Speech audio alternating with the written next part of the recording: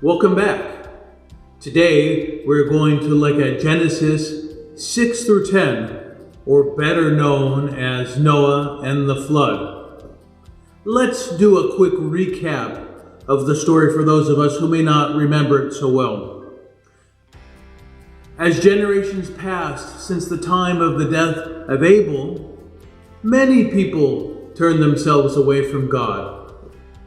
They began to lie, cheat, and murder. They turned their focus away from God and were worshiping the sun, the moon, the stars. They were literally bowing down before idols. But there was one man who was very fearful of the sinful world. And he often asked, how long will God allow such wickedness to exist? This man's name was Noah. Noah tried his best as he could to warn people that they should turn themselves away from their wicked ways. God was very pleased with Noah and his faithfulness. And so he chose him and his family to be the inheritors of the earth. God warned Noah that destruction to all evil was coming. And so God tasked Noah to build a great vessel to carry his family and all the animals so that they will be able to survive this great destruction. Of course, as you know, this vessel was called the Ark, or Noah's Ark.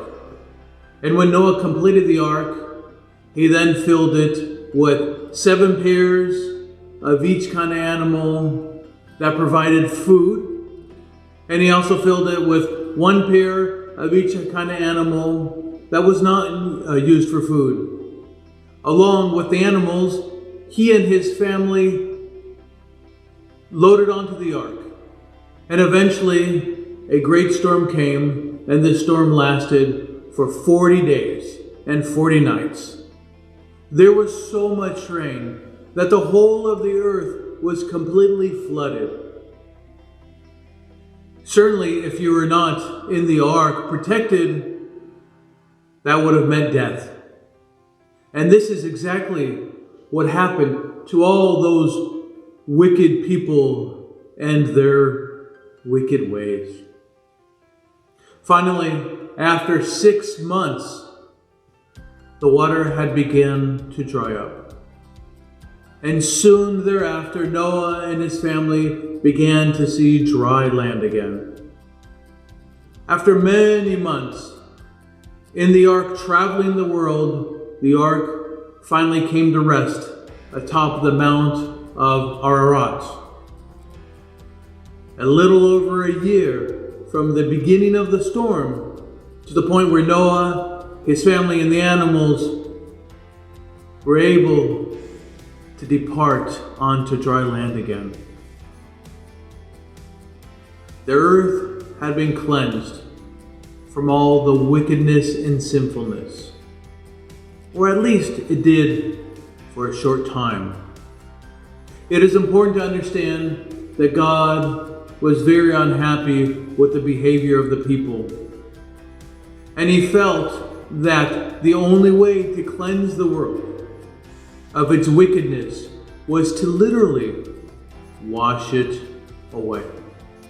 This is exactly what happens when each of us are baptized. We're taken babies, worldly babies, we're dipped into the waters of baptism and we're cleansed. It is important to remember that after the great flood, God made a covenant with Noah and all the living creatures in the world, that the earth shall never, ever be wiped away again by a great flood. So how do we understand, or how do we use this lesson in our world today?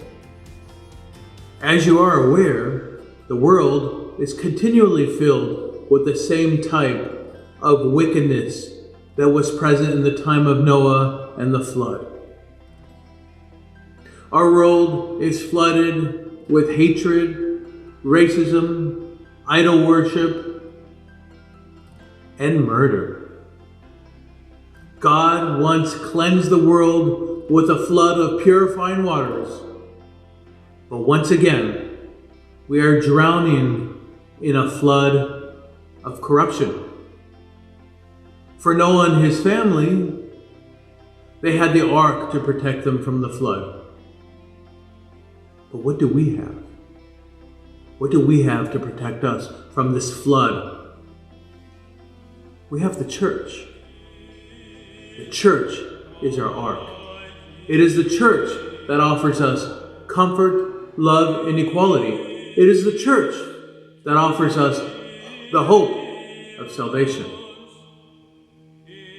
I will now like to ask Juan Yorgio to come and speak to us about the church and what it offers to us.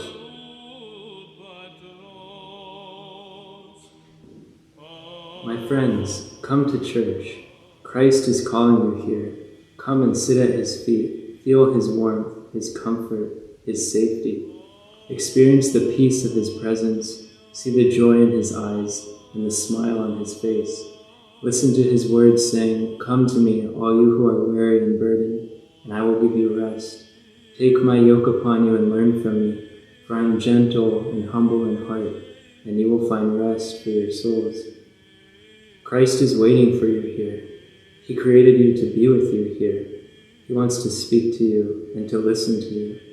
He does not want you to be outside of his home, but if you are outside and you can't find your way back, then he comes to find you. He runs to you like a marathon runner who is sweating, breathing hard in great pain, with legs cramping, but who never gives up. Let him catch you. Let him hold you in his arms that have been reaching out to you since he first created you. So, my friend, rest your weary head here. Let go of your worries, your fears, your anger, even your pain. Outside it's scary. Inside it's safe. Outside a storm is blowing. Hate is raging. People are screaming, crying. Others are drowning in depression and anxiety. But inside the ark, it is calm, peaceful. Inside the ark, all is well. Come, my friends, take a small step, make a small effort, and Christ will do the rest. Try it out. For those who look to him are radiant, their faces are never covered with shame. Taste and see that the Lord is good. Happy is the one who takes shelter in him. Come and see, come home. Thank you, Yuan. That was great information about how we come to the church for peace, for calmness, for safety. I hope that we're all able to learn something today. And I wanted to remind all of us that it is the church where we come to. We always find peace and love and prayer in the church. Unfortunately, the world outside is always going to be filled with corruption, sinfulness, and wickedness. But it is in these walls of the church that we're able to find our peace. I hope and pray you were able to learn something, and I hope that you enjoyed this presentation, and I'll ask that you come back again and join me. God bless. Have a wonderful week.